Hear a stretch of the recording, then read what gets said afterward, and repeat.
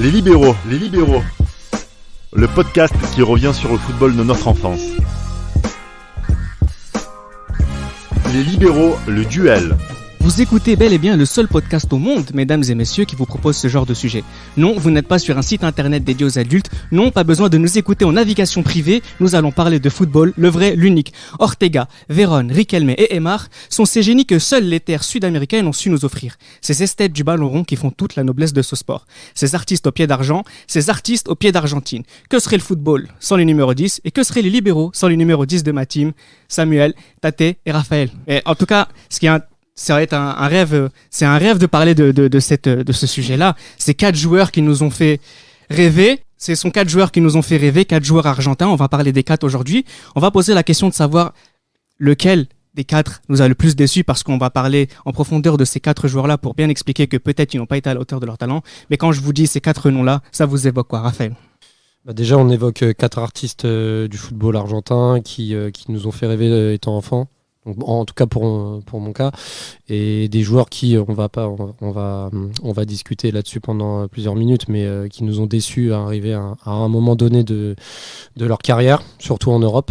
Mais voilà, des artistes et voilà, du beau jeu et des vrais maestros qu'on ne retrouve plus aujourd'hui. Artiste, maestro, Samuel, c'est ça leur nom ? Tout à fait. Moi, l'Argentine, c'était pas le pays qui me passionnait le plus durant mon enfance, mais s'il y avait un poste dans lequel il me faisait rêver, c'était bien les numéros 10, ça a toujours été, même encore aujourd'hui, le poste où je trouve que c'est le pays qui fournit les plus beaux spécimens, j'ai envie de dire. Et Aimar, Ortega, Vérone ou encore Riquelme, c'est vraiment le prototype type de ce genre de bons joueurs qui nous ont fait rêver dès le plus jeune âge. Que t'évoques ces 4 joueurs ? Un football qui n'existe plus, ou tu préfères te remémorer ces joueurs-là ? Si, il existe encore. Il y a encore des joueurs actuels qui ont ce type de profil en Argentine et qui sont encore en activité. Moi, ce que chez les joueurs m'évoque, liberté, créativité, déception malheureusement, et contrôle du jeu. Déception, on va parler tout de suite, parce que c'est un peu le thème de notre débat, le sujet de notre débat, c'est lequel a le plus déçu. On va essayer au cours de cette émission de découvrir. Trop romantique pour ce monde dur. Peut-être, ça doit être ça, mais justement... pourquoi on parle de cette déception-là ? Dans quelle mesure ces 4 joueurs-là nous ont déçus ? Est-ce que ça veut dire qu'ils étaient tellement forts que finalement leur carrière n'est pas à la hauteur de leur talent ? Est-ce que leur poste était devenu trop obsolète pour le football du début des années 2000, du 21e siècle ? Pourquoi on est déçus finalement de ces 4 joueurs-là ? On est déçus parce que c'est aussi à l'image des résultats de la sélection pendant leur période phare, on va dire. C'est des échecs. On va revenir sur les échecs en équipe nationale, notamment en 2002. Mais voilà, c'est des joueurs qui n'ont pas répondu. Oui, voilà, mais surtout en 2002, ils n'ont pas répondu présent lorsqu'on avait besoin d'eux. Il y a eu des joueurs qu'on va citer qui ont eu des difficultés à s'adapter au système européen, et pas uniquement au niveau du football, mais aussi à la culture, des problèmes personnels. Et puis aussi, comme on le sait, les joueurs argentins aiment beaucoup leur pays. Et le point commun de ces joueurs, c'est qu'ils reviennent toujours dans leur pays tôt ou tard. Et pas vraiment à la fin de leur carrière, mais on peut même dire au milieu de leur carrière pour certains. Donc ça montre ainsi qu'il y a un mal-être aussi, et surtout une autre vision du football à l'européenne. C'est pour ça, oui, pour continuer sur ce que dit Raphaël, c'est vrai que c'est une déception, on va dire, si on se porte nous sur un regard européen, étant donné que nous-mêmes nous le sommes, mais en réalité, c'est quand même des joueurs qui, dans leur pays, sont des idoles, mais reconnues comme des stars mondiales, quoi. Là-bas, c'est vrai, c'est limite des dieux, ces joueurs-là. Donc en fait, c'est pour ça que nous, de notre point de vue occidental, on a vraiment cette vision-là, parce qu'on a le côté trophée qui est toujours important dans le sport, où on retient les trophées, celui qui gagne à la fin, sur un sujet sur lequel je suis pas forcément toujours d'accord. On en reparlera. Et du coup, c'est pour ça qu'on a cette déception, même si pour certains la déception était plus grande que pour d'autres, du coup. Est-ce qu'on est dur, Tate ? Est-ce qu'on est déçu de ces 4 joueurs-là ? On est déçus parce que la période où ils ont exercé leur carrière, surtout en sélection, coïncide à la période dorée du football argentin en termes de quantité de joueurs et de qualité de joueurs. Entre 96 et 2006, on peut même prolonger jusqu'à 2007 à la Copa América, il y a eu un vivier de joueurs à travers les clubs européens et même en Amérique du Sud. Il y a eu un tel vivier de joueurs, d'une 50aine de joueurs qui Les petits frères de Maradona ? Pas que, les petits frères de Maradona, les petits frères de Passarella, les petits frères de Caniggia, les enfants de Burruchaga. Il y a eu une telle quantité de joueurs en qualité qu'on peut forcément parler de déception. Il faut dire qu'il y avait une grosse concurrence aussi à côté, c'est ça. Et grosse attente. Et puis en plus, là, on cite des joueurs, mais il y a même sur d'autres postes. Moi, je pense à Javier Saviola, de ce genre de joueurs qui aussi étaient très très c'était très une très grosse précoce. génération. C'est ça, très précoce. Et on attendait beaucoup d'eux et qui ont plus ou moins déçu à l'arrivée. C'est Donc, bien que Tate parle de 2007 parce que justement pour moi c'est vraiment peut-être pour moi même le plus gros échec et la fin en fait. Ça Ouais. signe la fin de cette génération-là. Exact. Et c'était là où il devait la prendre parce qu'il y avait de la concurrence en face, n'était peut-être pas aussi forte que Bien dans les sûr. autres compétitions. Bien sûr. Que le Brésil arrive avec une équipe remanie à fond et Oui. il y a encore cette déception immense Après- avec cette finale où ils passent complètement à côté quoi. Exact. On Ils aura sont tous là, en l'occasion plus, de parler de la Riquelme, Copa Aymar, 2007. On aura l'occasion de parler de la Copa 2007 comme on aura très bientôt l'occasion de parler de la Copa 2004. Mais j'aimerais quand même qu'on s'arrête sur cette question de déception pour finalement passer à côté de ce débat-là et rendre vraiment hommage à ces 4 joueurs-là et en règle générale au numéro 10 argentin. Cette déception, toi, Samuel, tu parlais de palmarès par exemple. On a 4 joueurs qui ont des palmarès totalement différents. Les 4 ont un beau palmarès sud-américain. Ça compte. Tout à fait. Les 4 ont joué dans des gros clubs européens. Ça compte aussi. Est-ce qu'on dit qu'on est déçu par rapport à leur talent ? Je pense notamment à Aymar ou même à Ariel Ortega, dont on parlait de nouveau Qui- Maradona assez rapidement, Qui est plus vieux que les autres aussi. qui est plus vieux que les Oui. autres, on en reparlera tout à l'heure, c'est le plus vieux des 4. C'est le grand Mais frère lui. est-ce que quelque part aussi, j'ai envie qu'on s'attarde sur le changement peut-être de paradigme tactique à l'échelle européenne, où finalement les 10 sont obsolètes. Et les premiers à en souffrir, ce sont ces joueurs-là. Là, t'étais pas d'accord ? Je suis pas complètement d'accord parce que si on regarde bien les Italiens, ils ont un peu copié ce que les Argentins faisaient avec le numéro 10 et le numéro 8. Et quand on regarde bien les formations de Serie A, avec les 3 défenseurs et... Précise la datation, 4, tu 5, parles de quelle Je époque parle dans les années 90 et au début des Non, années... moi je te parle vraiment de la période où ils sont au meilleur de leur forme, c'est-à-dire après 2000, après 2001, 2001, 2002, 2001, 2006. On est beaucoup dans des équipes en 4-4-2. Ah, mais quand on regarde bien les 4K2 en diamant des Italiens, que ce soit Parme, que ce soit le Milan d'Ancelotti, ça reprend ce que Bianchi faisait avec Boca dans les années 2000, avec le numéro 10, le numéro 8, le volante et le numéro 6, et les 2 attaquants, qui peuvent être complémentaires à chaque fois. Donc, c'est pas une question d'obsolète. Au niveau tactique, je pense que c'est plus au niveau du rythme qu'il y avait une différence. Ça se voit surtout ça pour Riquelme parce que à la Ah, rigueur, pour Vérone. Ortega arrive dans une période quand même plus avant 2000 et à cette époque-là les 10 étaient encore au top, il a quand même pas eu une adaptation réussie spécialement en Europe. Et Aymar lui arrive dans une équipe à Valence au début des années 2000 qui joue avec des 10. Ouais. Il y a Mendieta et Aymar joutiste aussi et ça joue au ballon quand même, c'est une équipe où justement Aymar à la rigueur on voit ce que tu dis Reda, dans le sens où au départ il arrive, il est très performant en tant que numéro 10 et plus on avance sur les années, et là on a l'évolution du foot 2003, 2004, 2005 jusqu'à 2006 Bien sûr. et moins il devient performant. Juste au départ à Saragosse Mais justement à 2006. et en plus, au début, il avait été élu 3e meilleur joueur sud-américain du Ah, mais championnat. ça il est avec énorme. beaucoup de joueurs sud-américains cette année-là. De en Ligue 2001 1. à 2004 il est énorme. Ouais. Et à partir de 2004 C'est quand Benitez qui le flingue. Ouais. dès que, Après le titre. Benitez ne joue pas avec de ce genre de Exactement, joueurs-là. exactement. Et ça le commence à le faire sombrer. Il fait à Saragosse où la descente continue. Il se relance à Benfica C'est après une parce bonne année que 2007, hein. C'est le meilleur Ouais. joueur sud-américain. Ouais, mais Saragosse descend. Saragosse après. descend. Non, c'est l'année d'après. L'année d'après. Ouais, l'année d'après. 2007, Mais après 2008, Benfica il se relance parce que c'est un championnat portugais et il fait une belle fin de carrière en Et Europe puis on le va dire. football portugais à ce moment-là Mais reprend justement, du poil de la bête C'est aussi. ça. hein, donc Et je trouve ça- que c'est vraiment lui, on va dire, qui représente le mieux ce changement de football, le fait qu'on voit vraiment dans sa carrière le développement la baisse de Qu'est-ce niveau. qu'il leur est imputable ? Parce que quand je regarde, parce que tu parles d'Ortega, c'est vrai qu'Ortega c'est le plus vieux, il est né en 74, il joue beaucoup aussi au début des années 90, mais il a fait quasiment 10 ans dans les années 2000 aussi. Donc c'est quelqu'un qui a connu les années 2000, parce qu'il a un an de plus que Vérone, hein, c'est pas non plus beaucoup plus vieux. Mais qu'est-ce qui leur est imputable ? Il travaillait moins bien, ou est-ce que c'est la température tout bêtement ? Est-ce que c'est le rythme de travail ? Ça change complètement par rapport à Qu'est-ce qui leur est imputable ? Parce que là vous avez dit Benitez, moi j'ai parlé de changement de paradigme, de tactique, mais quel est le reproche ? Il y a aussi les blessures. Est-ce que les blessures c'est parce qu'il travaillait moins bien, ou est-ce que c'est la faute à pas de chance ? Mais il y a eu beaucoup les blessures, c'est un point Le commun aux Moi, quatre, hein. moi, je pense qu'il y a le rythme aussi, puis aussi à chaque fois quand tu rentres, tu fais je ne sais combien de milliers de kilomètres pour rentrer, pour faire les matchs avec ta sélection, la Copa América, qui t'amène à une certaine exigence physique de ton corps, adaptation, humidité. Tu vas jouer au Pérou, en Bolivie, tu reviens, etc. À l'époque, c'était pas, on va dire que c'était pas comme aujourd'hui où vraiment il y avait, enfin. On va dire l'exigence physique était moins importante avant, mais il devait faire avec ces contraintes-là. Donc je pense aussi que ça y joue. Et puis aussi, moi j'appuie vraiment le problème du changement culturel et même tactique. Le rythme. Hein. Le rythme, C'est il y a ça. tout en fait. Je trouve qu'on minimise ça, Pour moi, on c'est se rend le pas rythme. compte. C'est le rythme. On se rend pas Le compte. championnat argentin et le championnat brésilien, c'est Le des rythme. championnats techniques, mais qui sont lents Mais par dans, rapport, à leur, le jeu. par rapport à leur poste, par rapport à leur façon de jouer, Dans la façon parce de- que les Argentins, dans les années 2000, il y en a plein qui ont réussi. Oui, mais en fait, là, À d'autres postes, bien sûr. Donc est-ce que c'est une question de poste ? Parce que C'est le Cambiasso, poste. Samuel ont réussi parce aussi. que c'est des C'est une 10. question de Et poste. on leur demande pas de défendre en Argentine.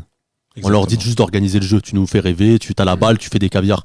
Quand ils arrivent en Europe, on leur demande de faire un travail défensif, de faire des replis, Qui est nouveau pour eux. de faire des choses qu'ils n'ont pas l'habitude de faire. Donc dans ce cas-là, ils sont moins performants dans leurs tâches offensives. Et ça a aussi un impact sur leur morale, leur envie de jouer, sur plein de choses, je pense. Alors, C'est pareil pour tous les Sud-Américains en soi. Bah, l'exemple est criant avec Vérone. Quand Vérone était à la Lazio, il avait une certaine tâche où il devait faire que des courses tout droit. Quand il arrive à Manchester, il a un changement de rythme avec, il doit aller en avant, en arrière, à gauche, à droite, avec Roy Keane et Paul Scholes qui prennent les devants et derrière. C'est très varié. C'est un jeu de passe. Il doit prendre devant le but. Il doit faire les replis de ça. Il était complètement perdu. Après, est-ce que Vérone était vraiment discipliné pour ce niveau d'exigence? Il était discipliné, mais moi, je suis pas sûr. Il était discipliné, mais le problème, c'est que c'est un changement de rythme incessant. Et comme a dit Samuel au début, on leur demande dans leur championnat d'être des numéros 10, de donner des bons ballons. On leur demande même à des moments, ils peuvent même rater 6 ballons, mais si le 7e est bon, on retiendra que ça. Et en Europe, ça marche pas. Surtout en Italie aussi, Vérone. L'Italie, c'est un championnat c'est une culture foot qui est proche de l'Argentine. Exact. Donc Vérone qui arrive d'Argentine, en Italie, ça se passe à merveille. Le jeu, c'est ce qui lui correspond, c'est bien. Il arrive en Angleterre, on leur donne des produits pour gonfler aussi. Ouais, mais comment il arrive en Angleterre, c'est pas le même climat, c'est pas le même jeu. Il était chaud, ça froid sur le crâne. Mais c'est incessant. Moi, je rejoins juste le passage en Angleterre. Ferguson le voulait vraiment. Pour lui, c'était le joueur qui lui manquait au milieu de terrain. Cher, hein. Il 42 millions d'euros. C'est un des plus gros transferts de l'époque. Et il lui a laissé beaucoup de crédit. Il y a beaucoup de supporters de Manchester qui comprenaient pas en fait pourquoi il jouait autant alors qu'il avait pas le niveau de jeu qu'il allait avec. Parce que Ferguson devait voir à l'entraînement. Il devait voir que Vérone, ce qu'il faisait à l'entraînement, c'est ce qu'il voulait voir. Il a regardé la Coupe du Monde 2002, Ferguson. Il était de 2 ans énorme. Mais non, mais il vient avant. Il vient en 2000. avant la Coupe du Monde 2002. Mais entre-temps, en 2002-2003, il joue beaucoup. Il vient parce que Ferguson se fait taper 2 fois contre le Real et contre le Bayern. Il voit qu'il doit avoir un 3e mec au milieu. Avec Beckham sur le banc au passage. Non, c'était après ça. Non, c'est après. Le Real en 2000. Beckham marque au match retour, au passage. Il se fait taper en 2000 contre le Real et en 2001 contre le Bayern. Il voit très bien qu'avec les deux milieux, il a besoin d'un 3e milieu de terrain qui, techniquement et tactiquement, soit au point. Ce que Vérone était. Mais le problème, c'est que le mariage n'a jamais collé avec Roy Keane et Paul Scholes parce que le rythme, il est pas assez différent en Angleterre que c'est des joueurs qui marchent à l'affectif aussi. Roy Keane l'a broyé avec ça. Il y a par exemple Riquelme, quand il arrive au Barça, c'est Van Gaal. Ouais. C'est pas son style de football. Van Gaal, il le fait jouer à gauche. Ces joueurs-là, il le fait jouer à gauche. Quand il arrive à Villarreal, il est avec des Sud-Américains, il est dans une ambiance dans un pays latin, il est dans l'idéal pour pouvoir épanouir son football. C'est pareil pour Neymar quand il est à Valence, il est avec Victor Cooper, c'est un Argentin, il sait comment le faire jouer, il l'a voulu. Quand c'est Benitez qui arrive, Benitez il veut pas ça. Oui, mais oublie pas qu'au FC Barcelone, t'as Saviola, t'as plein de joueurs Sud-Américains également. C'est surtout le positionnement qui a aussi. C'est pas ça. Saviola, c'est un buteur, on lui demande de marquer des buts. Van Gaal, il veut que ses milieux travaillent. Oui, à Manchester, on a vu Di Maria, ça n'a pas marché. Tu as joué au football. Quand tu joues milieu axe et milieu côté, c'est pas les mêmes exigences. Déjà en termes de kilomètres parcourus et surtout en tâches défensives et même en vision de jeu. Ah, mais Van Gaal veut pas d'axial. Même avec Manchester, il met Di Maria sur son côté. Di Maria, il était cramé au bout de 3 matchs. Bien sûr, donc c'est surtout le positionnement pour moi qui fait. C'est pour ça, mais Riquelme est un vrai 10. Riquelme est un vrai 10 qu'on fait jouer sur un côté parce qu'on veut pas jouer avec un 10. Alors, on va au final. On va s'intéresser rapidement au PSG, à chacun. On va parler de Pastore rapidement sur aussi. Le côté. Ça a marché. On va parler de Pastore et plein d'autres numéros 10 argentins aussi qui quelque part nous ont déçus. Juste, on va essayer de se concentrer très très rapidement sur chacun des joueurs. D'abord, Ariel Ortega. Donc, c'est le plus vieux du lot. Il est né en 74. Il a joué professionnel de 91 à 2012. Il a 87 sélections. C'est celui qui a le plus de sélections. Ariel Ortega, c'est peut-être celui qui a eu le plus de pression dès le départ parce que c'est celui qui vient juste après Diego Maradona. Coupe du Monde 94, il joue 2 fois à la place de Maradona parce que Maradona ne joue pas. De pas jouer. C'est celui qu'on connaît grâce à la sélection aussi. Ne parlez pas des 3 autres, mais Ariel Ortega, pour vous, ça vous évoque quoi? Moi, j'étais petit, c'est Coupe du Monde 98. Doublé contre la Jamaïque. C'est Coupe du Monde 98, c'est les premières images que j'ai. C'est Batistuta, quand on parlait de l'Argentine, c'était Batistuta, Ortega et Claudio Lopez. Voilà, c'était les 3 que je connaissais de nom, même quand je m'intéressais pas spécialement. Et du coup, je regardais pour eux. Et Ortega, du coup, c'est le premier 10 que j'ai vu argentin. Et c'était quelqu'un de. Je le vois peut-être un peu déporté sur le côté. Je le vois peut-être plus dans peut-être les premiers ailiers un peu 10 qui vont sur les côtés, les premiers dans ce sens-là. Voilà, et je le vois peut-être moins 10 que les autres au final. Ouais. Moi je le vois plus feu follet moi en fait. Moi je le vois plus crocher, casser les lignes, vraiment faire les petits crochets, prendre les petits espaces. Moi, c'était plus comme ça que je voyais Ortega. Ouais, c'est pour ça que je le vois vraiment- moins 10, je le vois moins dans la passe, Ouais, plus dans le c'est crochet, ça. plus dans le déséquilibre un peu des Un peu adversaires. comme Yuri Djorkaeff. Ouais, c'est un bon, je trouve que c'est une bonne Pareil comparaison. pour toi, Tate? Non, moi, c'est les feintes de corps. J'aimais bien ces feintes Ouais. de corps et les appuis qu'il avait. Ah oui, mais c'est Il les avait- crochets. C'est grâce à ça Ouais. que c'est ces Djorkaeff, crochets. c'était un autre style encore. Mais c'est vraiment. Je pense que même Djorkaeff avait une frappe de balle qui était mieux, qui était meilleure. Ouais, c'était ouais, pas il pareil, pouvait- mais Non, c'est plus dans le profil, ouais, je pense Ouais. que. C'est peut-être aussi celui qui a le moins joué en Europe. Il a fait une saison à la Sampdoria, il a fait À une Valence. saison à Valence. Il a joué avec Pierre Lègle, là, la Il a, oui, avant d'être relégué. Ouais. Mais il a joué aussi à Valence. Fenerbahçe. Ouais, bien. C'est peut-être celui qui a C'est la une moins, idole, là. la moins bonne carrière européenne, mais c'est celui qui a le plus de sélections argentines. C'est un peu le grand frère de toute cette époque, de tous ces joueurs-là. J'aimerais qu'on parle aussi de Juan Sebastián Veron. Juan Sebastián Veron, Je vous c'est tâtais, je crois, dans le- 1975, 94-2014 en tant que professionnel, 20 ans de très haut niveau, 73 sélections. C'est un fils de footballeur, on l'appelle la Brurijita, c'est-à-dire le petit magicien. Veron aussi. Ou Laura, on l'appelait aussi. Le rat, oui, effectivement, pour des raisons dont Tate va nous faire plaisir d'en parler. Mais Veron, c'est peut-être celui qui a été le meilleur au très haut niveau pendant très longtemps par rapport aux autres. Vous pensez, ça vous évoque quoi, Veron? Moi, pour Sur moi, la Lazio, les échecs en Angleterre. Moi, franchement, pour moi, Veron, ça me symbolise vraiment le mondial raté en 2002. Il a un mauvais les souvenir. prix. Raphaël aime beaucoup l'Argentine, il a un mauvais souvenir Non, de mais 2002, vraiment, ça l'a traumatisé. je vraiment, crois. Veron, à partir de ce mondial-là, il a complètement. Il avait vraiment une pente descendante. Il n'a pas réussi à s'imposer. Il est reparti en Turquie pour les raisons qu'on connaît. Il retourne en Argentine pour évoluer, etc. Mais voilà, problème de drogue. Il a toujours des. Là, tu parles du Véron post-2002, mais si on parle du Véron 96-2002, c'est un Véron très très très fort. 96-2002 Mais oui. Ah, mais très très fort. Ah oui, mais. Ah, mais en Italie, Quand- c'est un monstre. Hein. Il y a même Ce pas serait de bien de débat, hein. parler de ce En Véron-là Italie, aussi. il est énorme. En plus, moi, je le vois contrairement peut-être à Aymar et Riquelme, je trouve qu'il a une capacité aussi à jouer plus reculé sur le terrain au milieu, pas vraiment en 10, un peu plus à redescendre pour aller chercher le ballon. Et je le vois plus athlétique que les autres, même si au final en Angleterre, il n'était pas assez pour l'Angleterre. Mais en Italie, je le vois vraiment plus dans les courses et une bonne frappe de balle aussi. On a dépensé beaucoup d'argent pour Véron. C'était l'un des meilleurs. Lui, par rapport aux 4, pardon, il était l'un des meilleurs joueurs du monde. Il a Quand été une star. T'as raison, Tate. quand il arrive à Manchester United, c'est vraiment l'un des meilleurs joueurs du monde. Et il a ce cap à passer pour devenir vraiment un top player, top player. C'est-à-dire que dans la Europe. même classe que Zidane et tout ça, il avait vraiment cette capacité-là en signant à Manchester. Parce que quand il va à Manchester fait partie de la triade. Hein, avec le Bayern et le Real Madrid. Manchester est clairement l'un des 3 meilleurs clubs européens. Quand il vient à Manchester, c'est vraiment pour gagner la Ligue des Champions, aller à Hampden Park chez Ferguson et gagner en 2002. Malheureusement. Je trouve ça vraiment un mauvais choix au final. Quand on réfléchit final, à son oui. style de jeu. Au final, c'est un mauvais c'est choix. vraiment un mauvais choix. Mais sur Mais le comment coup, refuser que ce soit pour Manchester ou pour C'est lui-même. ça, ouais. Bah, Riquelme a refusé. Il est pas allé. Hein. Ferguson l'a appelé Allez où également, mais Mm. à Manchester United. Ok, Ferguson était sur Riquelme Ouais, en Ah bon 2006, bien Si, sûr. ouais, il est- Et il a dit que c'était un de ses seuls regrets de sa carrière. Ouais. Ouais. D'ailleurs, Baron Romain Riquelme, justement, celui qui est né en 78, c'est le troisième plus vieux des 4, pardon. 96-2014 pour la carrière professionnelle, 68 sélections, 17 buts, c'est celui qui a marqué le plus de buts en sélection Oui, bon, argentine. ça, C'est celui qui nous a fait le plus rêver, c'est peut-être celui qu'on a vu le plus beau balle au pied, mais c'est pas forcément celui qui a eu la meilleure carrière des 4. Ça dépend du point de vue. Ça dépend du point de vue parce que Parlez, on a un podcast qui en parle. Aujourd'hui, tu demandes aux Argentins des sondages qui ont été réalisés où Riquelme a Et au devant sondage Maradona sur et devant- certains sondages. et devant au club. Maradona Non, sur mais certains- à Boca, pas en sélection. Mais moi, pour moi, C'est différent. Oui. Après, les Argentins, Mais rapport moi, tu club vois, et regarde rapport sélection. Riquelme, je vais juste te faire son parcours. Il part du Boca en gagnant. Il arrive sur un schéma Barcelone, club, y a ça rien à passe dire. pas. Il n'arrive pas avec le Barça à cause des raisons qu'on a citées tout à l'heure. Il va à Villarreal, il fait des choses exceptionnelles malgré son pénalty raté contre Arsenal. Mais là, Personne n'aurait imaginé Villarreal arriver en demi-finale mais de là, il Ligue peut des rentrer. Champions. Ouais, mais en 2006, Riquelme, il peut être ça dans peut les ouais. 5 premiers du Ballon d'Or. C'est ça. Mais attends, Facile.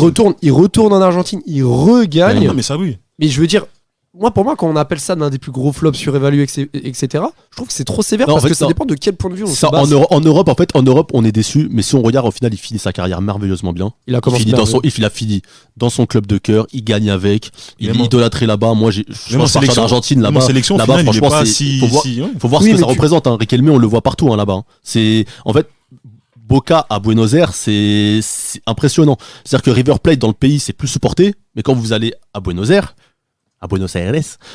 vous avez Boca, enfin Riquelme, il y a des dessins de lui sur les murs, Non, mais il y a des maillots partout, c'est Riquelme. Samuel. Il joue plus au foot, il y a encore des maillots partout de lui. j'avais parlé froidement. Est-ce que c'est le haut niveau? Oui, C'est parce que nous, on se passe d'un contexte. Boca Juniors, c'est un des clubs les plus titrés de l'histoire du football. Ils ont gagné des mondiales Alors des en clubs. 2000, ils font du mal au club européen en Ils ont Coupe gagné des mondiales intercontinentale, des mais clubs. Ils gagnent des. Parce que nous, on est dans notre point de vue européen, toujours à dire oui, si on va gagner avec des Jérémy champions. Makélélé s'en souviennent d'ailleurs. Oui, et Surtout Makelele. et même, j'ai envie de dire que 2006, l'Argentine ne gagne pas contre l'Allemagne parce que Riquelme. Ah non, il le sort. Oui, bah voilà, Oui, parce oui. que Oui, Riquelme. mais tu te rends compte que. Regarde, tu te rends compte. Riquelme, Le c'est. Vivant l'Argentin le sort. Pekarman, s'il le sort pas, il avait fait un super mondial. Ah non, mais oui. S'il le sort pas, l'Argentine Il a pas le passe. droit. Ça peut tout changer. Il Mais a est-ce pas que le c'est droit. de la faute de Riquelme? Ah non, non. Voilà. Donc là, la question c'est c'était pas trop haut le niveau pour lui? Moi, je suis pas d'accord. Je suis pas d'accord parce qu'en Espagne, il joue des grandes équipes de chaque année avec Villarreal.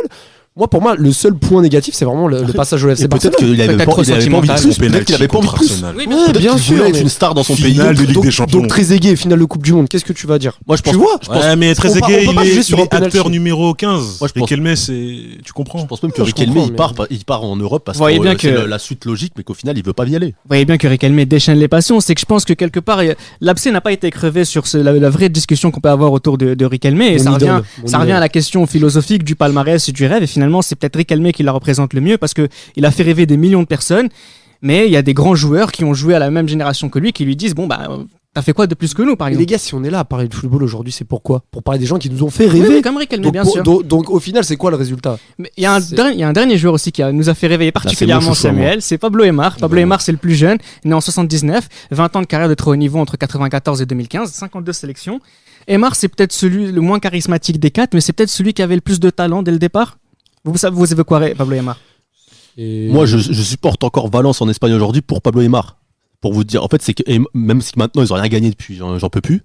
D'accord, je sais même plus depuis quand. Je regarde les matchs, j'ai envie de pleurer. De Valence? Oui, Ils ont gagné une Coupe d'Espagne là récemment. Ouais, Il y a le super. joueur préféré de Ça- Gil Christ. Il y a le joueur préféré de Gil Mais, Christ, Rodolphe Santinimina. quand même. je souffre maintenant, mais Aimar m'a fait rêver. Moi, j'ai commencé à regarder dans les années 90-2000 et le Valence d'Hector Cooper et Pablo Aimar, pour moi, c'était incroyable. Une Et pour vous dire, même en Argentine, je suis plus Boca, mais c'est un gars de River, mais je l'aime plus que Riquelme, quoi. Moi, Aimar, c'est mon. C'est trop beau. Une anecdote de Maradona qui disait En 2000, qu'en gros, Aimar, c'est le joueur sur lequel il mettrait le plus d'argent pour aller le voir jouer. Oui, mais déjà, Que même pour je lui, crois que- c'était Je crois vraiment. que même Messi, Ah, idole, c'est le son fils, idole. c'est le C'est fils l'idole de de Messi. Messi, c'est le Oui, fils de mais- Aimar. et Aimar, c'était incroyable. Alors juste c'est peut-être aussi celui qui a le meilleur palmarès C'est le seul européen. joueur que Messi est parti demander le maillot. Il gagne en Espagne Après 2 le match. championnats, il gagne avec Benfica et il gagne une Coupe UEFA contre le club Rapidement de notre aussi ami parce Tate qu'on aura en 2004. Rapidement aussi, parce qu'on aura l'occasion de parler, on a déjà parlé de l'Argentine à la Coupe du Monde 2002, on aura l'occasion de parler de l'Argentine à différents parcours, mais des quatre, le meilleur en sélection argentine et le moins bon en sélection argentine, en 2 minutes, vous répondrez quoi? Riquelme, Le meilleur. Ouais. Mais en club, c'est Vérone. Non, en sélection argentine. En sélection argentine, le meilleur Le argentin. meilleur, c'est Riquelme. C'est Riquelme. Pourquoi? Explique, et le moins bon des... Parce qu'on a, on n'a pas, en fait, on n'a pas de points vraiment, de points négatifs à mettre sur Riquelme. Et des car positifs, t'en as beaucoup en Parce que sélection. attends, juste, je reviens. Le point le plus négatif de l'équipe d'Argentine, c'est en 2002, il est pas là.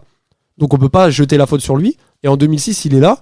Et jusqu'à preuve du contraire, il a fait tout ce qu'il fallait faire pour aller au bout. Donc Le plus décevant des quatre, Tate. En sélection argentine, Aimar. C'est Vérone. C'est Vérone. Aimar pour moi le plus. c'est Vérone. C'est Vérone parce que malheureusement, il avait les clés à la sélection, il avait le leadership technique. Et en 2002, il rate complètement son mondial. Il rate ou il fausse-soi? Non, Détruit. un peu des deux. Il rate complètement son match contre Parce qu'il y a l'Angleterre. des passes latérales de 30 mètres en pleine touche, C'est- c'est incroyable. C'est incroyable. Et en le fait pas 2003, exprès. et à partir de 2003, il est plus jamais rappelé. Bielsa ne Jamais. le rappelle plus. Hein. Parce qu'il fait changement après, de c'est génération, il Ouais, prend. Je me demande même si c'est pas fait exprès ce match-là. C'est tellement gros. C'est tellement tellement énorme. C'est vraiment gros. Et Aimar, Samuel, tu peux les parler d'Aimar? Moi, j'ai dit, pour moi, le plus gros, c'est Aimar, plus grosse déception, parce qu'en fait, j'ai même pas de souvenir de lui avec l'Argentine. Tellement ça signifie rien, quoi. Ah, J'ai que des. En fait, par rapport aux autres, j'ai pas de souvenir Par rapport aux d'Aimar avec attentes, parfois C'est c'est ça. le genre de confusion que l'Argentine. t'as. En fait, j'essaie de me souvenir un match qui m'a marqué d'Aimar en sélection, Ta tête en a un? et j'en ai pas. En club, il m'a fait rêver, je vous dis, voilà. C'est pour ça qu'en club, pour moi, c'est celui qui m'a le plus marqué. En sélection, au final, j'ai pas de souvenir de lui. Après aussi, il faut dire, il y avait tellement de talents argentins nés plus ou moins de la même année qu'il n'y avait pas de la place c'est pour pour tout le ça. monde également. Il y avait une Alors concurrence justement- énormissime. Justement, pour finir plus ou moins ce podcast rapidement, on a essayé de parler de ces quatre numéros 10, on aurait pu en citer tellement d'autres. On pourrait parler de Marcelo Gallardo, par exemple, qui est plus ou moins de la génération. Pour les plus, il y a d'Alessandro aussi, qui nous a beaucoup quelle déçus. déception. Alex D'Alessandro, qui fait partie aussi de cette Parce qu'il était génération fort de un peu joueurs. V6. Il a préféré les c'est Volkswagen. Il a préféré les Volkswagen. C'est très bien, ça Ouais. roule bien. Il y a aussi un autre joueur aussi, moi, dont j'avais envie de parler rapidement. Ça fait partie aussi de ces joueurs qui ne pouvaient pas fonctionner dans les années 2010, mais c'est un garçon comme Dario Conca qui a été élu meilleur joueur Oui. du Brésil à la fin des années 2000. Je suis sûr que c'est le genre de personne sur un terrain vague, il est meilleur que eux tous, mais peut-être que dans la manière d'appréhender une carrière, c'est des gens qui n'arrivaient plus à suivre. Il n'y avait plus de place pour les grands footballeurs 10 à cette époque-là, que ce soit d'Alessandro, que ce D'Alessandro, soit pareil, au Brésil, Dario parce que Conca. c'est pareil, il fait une grosse carrière au Brésil à Oui, une grosse l'international carrière. aussi. Ouais. C'est peut-être qu'ils n'étaient pas faits pour le football européen. Pastore, par exemple. Et Marseille, Daniel Montenegro. Ça vous dit quelque chose? Par exemple. Pastore, c'est un problème de club. Problème alors, de C'est choix les de carrière. blessures. C'est les blessures. Et les blessures. Mais comme Banega, les blessures aussi. Parce qu'avec Ça- Banega, ça- c'est plus reculé, mais avec sa Ancelotti- voiture, avec Ah, Ah, là, Ancelotti. c'est plus grave À encore. la base, c'était un 10. Hein. Après, il recule quand justement il y a son accident avec son frein à main là, et après c'est là qu'il peut plus il peut plus jouer 10 et qu'il le recule à la récup. Hein. Et est-ce que on va dire, j'allais dire un mot, que la déchéance du football argentin, entre guillemets, parce qu'on a vu ce qui se passe ces dernières années, c'est pas une déchéance, mais en tout cas, ça fait très longtemps qu'on n'a pas vu une Argentine championne. Est-ce que c'est aussi à cause de la disparition d'un certain numéro 10? Ou finalement, c'est Gagnez pas Messi avec. qui est tous ces 10 là à la fois? Gagnez pas avec. Je pense que oui, la phrase que Messi et tous ces 10-là à la fois est vraie. Il y a aussi des problèmes d'organisation criantes au sein de la sélection, au sein de la Fédé argentine, qui font que malheureusement la sélection n'est pas dans des dans des bonnes conditions pour Et puis au final, prospérer sur le terrain. et puis au final, la période qu'on disait de 96 à 2007, on avait une émergence d'énormément de très très grands joueurs. Et à partir de D'autres nationalités. et- De quoi? non, des joueurs argentins. Il y D'accord. avait une vague de grands joueurs. Cinquantaine, Et aujourd'hui, et depuis 2007, c'est l'inverse. C'est qu'il y a moins en moins de joueurs et il y en a un qui a pris beaucoup de place. c'est ce qu'on nous dit, il y a une grosse équipe. De ce qu'on nous Oui, dit. c'est ça. Mais quand aujourd'hui, même des bons joueurs, les c'est gars. l'inverse. C'est limite, on n'en a pas les assez Di et Maria, c'est pas et qu'on dépend trop d'un joueur et qui prend soi-disant trop de place. Et au final, voilà, c'est les extrêmes qui provoquent ce déséquilibre au niveau des résultats sur On la va scène poser une internationale. question simple pour terminer ce podcast. Avec tout le bien qu'on a dit, parfois le mal de ces 4 jours-là, ou des grands numéros 10 de l'époque, de cette génération-là, finalement, l'héritage en Argentine, il est quasiment nul. Vous êtes pas d'accord? Il n'y a pas de, j'allais dire, il n'y a pas de nouveau Riquelme, on n'attend pas un nouveau Riquelme, mais il n'y a plus de numéro 10 qui sortent en Argentine, ou peut-être pas. Il n'y a plus de numéro de 10 très haut qui sort dans niveau. le Il y a monde. plus de, il y a plus de, il y a plus de bons court. joueurs. Il y a de moins en moins de bons joueurs qui sortent tout court. Tout court. Les centres de formation, les budgets ne sont plus les mêmes. Les priorités ne sont plus les mêmes aussi. Exactement. C'était Les Libéraux, un podcast produit par Sport Content en partenariat avec Urban Soccer.